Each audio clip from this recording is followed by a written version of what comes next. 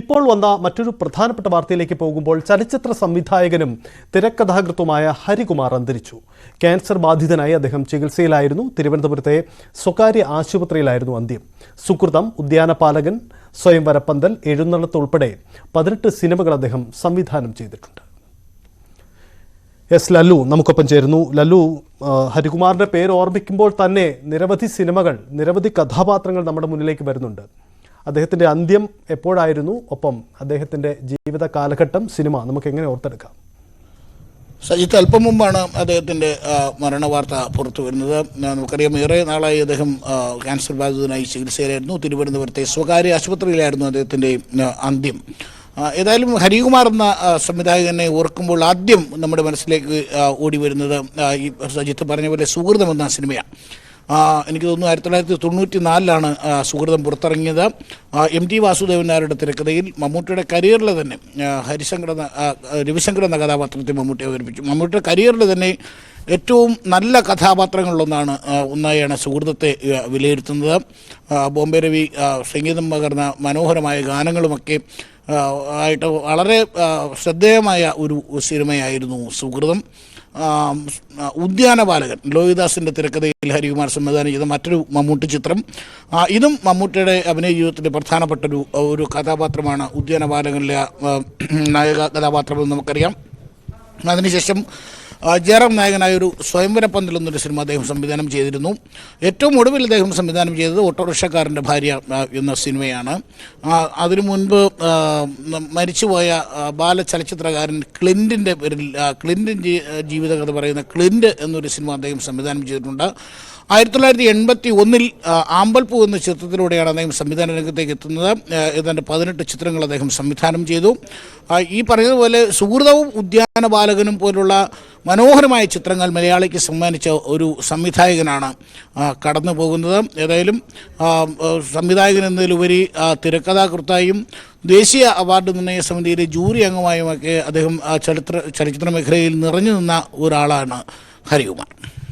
ലല്ലു, ഈ സുഹൃതം സിനിമ നമുക്ക് അല്പം കൂടി പരാമർശിക്കാമെന്ന് തോന്നുന്നു. ഒരുപക്ഷെ മമ്മൂട്ടി അദ്ദേഹത്തിൻ്റെ ജീവിതത്തിൽ ഈ MTയുടെ തിരക്കഥയുടെ മറ്റൊരു രൂപമായിരുന്നല്ലോ ആ സിനിമ സുഹൃതം.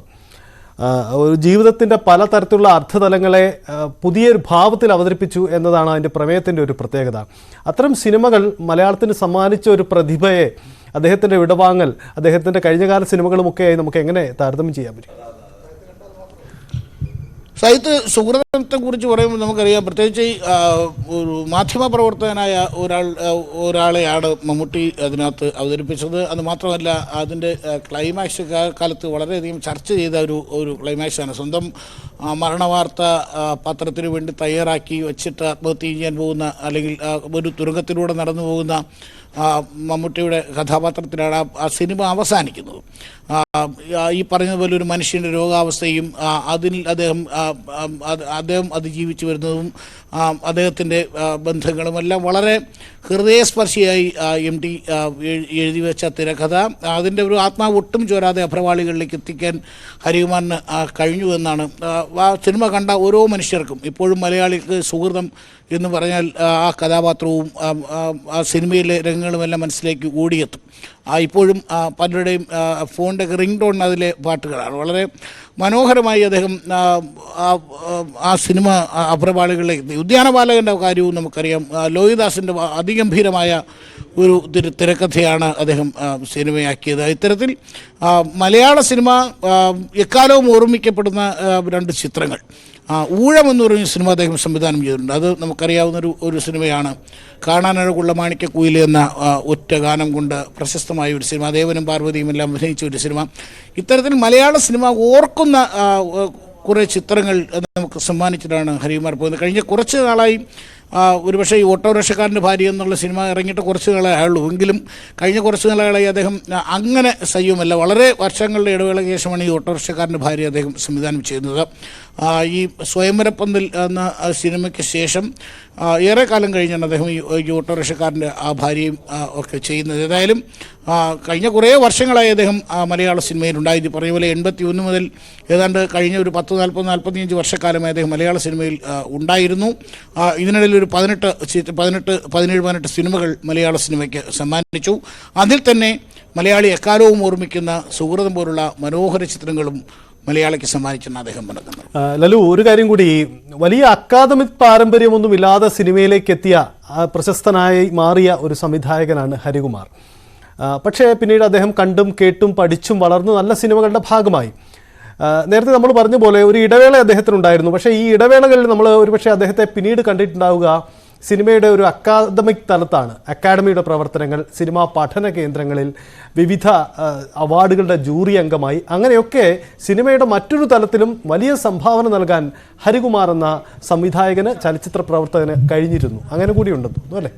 സാഹിത്യം നമുക്കറിയാം. അദ്ദേഹം തിരുവനന്തപുരത്തെ സാംസ്കാരിക വേദികളിൽ, പ്രത്യേകിച്ച് സിനിമയുമായി ബന്ധപ്പെട്ട വേദികളിലെല്ലാം അദ്ദേഹത്തിൻ്റെ സാന്നിധ്യം നമ്മൾ പലതവണ കണ്ടിട്ടുണ്ട്. സജിത്ത് തന്നെ തിരുവനന്തപുരത്ത് റിപ്പോർട്ടർ അയക്കുമ്പോൾ തന്നെ പലതവണ അദ്ദേഹവുമായി സംസാരിക്കാനുള്ള അവസരം സഹിതത്തിനുണ്ടായി കാണുമെന്നാണ് ഞാൻ വിശ്വസിക്കുന്നത്. കാരണം ഫിലിം ഫെസ്റ്റിവൽ പോലുള്ള വേദികളിൽ, അതുപോലെ തന്നെ സിനിമയുമായി ബന്ധപ്പെട്ട സഹിത്ത് പറഞ്ഞ പോലെ അവാർഡ് നിർണ്ണയ സമിതികൾ, സിനിമ പഠന കേന്ദ്രങ്ങൾ, സിനിമ ക്ലാസുകൾ, ആസ്വാദന ക്ലാസുകൾ, ഇത്തരത്തിലുള്ള സകല വേദികളിലും അദ്ദേഹത്തിൻ്റെ സാന്നിധ്യമുണ്ടായിരുന്നു. അതുകൊണ്ടാണ് ഈ സിനിമയുടെ മുന്നിൽ, അല്ലെങ്കിൽ സംവിധായകൻ എന്നുള്ള നിലയിലൊരു ബ്രേക്ക് വന്നിട്ടുണ്ടെങ്കിൽ പോലും സിനിമ എന്ന മേഖലയുമായി ബന്ധപ്പെട്ട അദ്ദേഹം വളരെ സജീവമുണ്ടായിരുന്നു. പ്രത്യേകിച്ച് തിരുവനന്തപുരത്തെ സിനിമാ കൂട്ടായ്മകളിലെല്ലാം അദ്ദേഹം സജീവമായിരുന്നു. എനിക്ക് തോന്നുന്നു ഈ അടുത്ത കാലത്താണ് രോഗം അദ്ദേഹത്തെ ഇത്രമേൽ തളർത്തിയത് എന്നാണ്. അല്ലെങ്കിൽ രോഗവുമായി ബന്ധപ്പെട്ട് അദ്ദേഹം ഒരു തീർത്തും സിനിമയിൽ നിന്ന് മാറി നിൽക്കേണ്ടി വന്നത് ഈ അടുത്ത കാലത്തെന്നാണ് തോന്നുന്നത്. കാരണം ഓട്ടോറിക്ഷക്കാരൻ്റെ ഭാര്യ റിലീസായിട്ട് വളരെ കുറച്ച് നാളുകളായുള്ളൂ. ഈ അടുത്ത കാലത്താണ് ആ സിനിമ റിലീസായത്. അതിനു മുൻപ് ഈ പറഞ്ഞ പോലെ സ്വയംവരപ്പന്തലും ക്ലിൻറ്റും ഒക്കെ ഏതാണ്ടൊരു 2005-2010 കാലഘട്ടത്തിൽ പുറത്തിറങ്ങിയ സിനിമകളാണ് എന്നാണ് തോന്നുന്നത്. ഏതായാലും വളരെ സജീവമായി തിരുവനന്തപുരത്തെ സാംസ്കാരിക പരിസരങ്ങളിലേക്ക് ഉണ്ടായിരുന്ന ഒരാൾ, പ്രത്യേകിച്ച് സിനിമയുമായി ബന്ധപ്പെട്ട് തിരുവനന്തപുരത്തുകാർക്കെല്ലാം അറിയാവുന്ന, മലയാള സിനിമയെ ശ്രദ്ധിക്കുന്ന ആളുകൾക്കെല്ലാം അറിയാവുന്ന ഒരാളുടെ വിയോഗമാണ് അല്പം മുമ്പ് സംഭവിച്ചിരിക്കുന്നത്. യെസ്, ലല്ലു സൂചിപ്പിക്കുന്നത് പോലെയാണ് മലയാളത്തിന് നഷ്ടമാവുന്നത് ഒരു വലിയ ചലച്ചിത്ര പ്രവർത്തകനെയാണ്. സംവിധായകൻ എന്ന നിലയിൽ മാത്രമല്ല, സിനിമ നിലനിൽക്കാൻ വേണ്ടി ഏറെ ആഗ്രഹിച്ച ആ മേഖലയ്ക്ക് വേണ്ടി, പുതുതലമുറയ്ക്ക് വേണ്ടി ഏറെ സംഭാവന ചെയ്ത ഒരു പ്രമുഖ വ്യക്തിയാണ് നഷ്ടപ്പെടുന്നത് എന്ന് ഓർമ്മ കൂടിയുണ്ട്. ഒരുപക്ഷെ അദ്ദേഹത്തിൻ്റെ ഏറ്റവും ചർച്ച ചെയ്യപ്പെട്ട സുഹൃതം സിനിമയിലെ നായകന് സമാനമായ ക്യാൻസർ രോഗമാണ് അദ്ദേഹത്തിൻ്റെയും ജീവനെടുക്കുന്നത് എന്ന മറ്റൊരു പ്രത്യേകത കൂടിയുണ്ട്.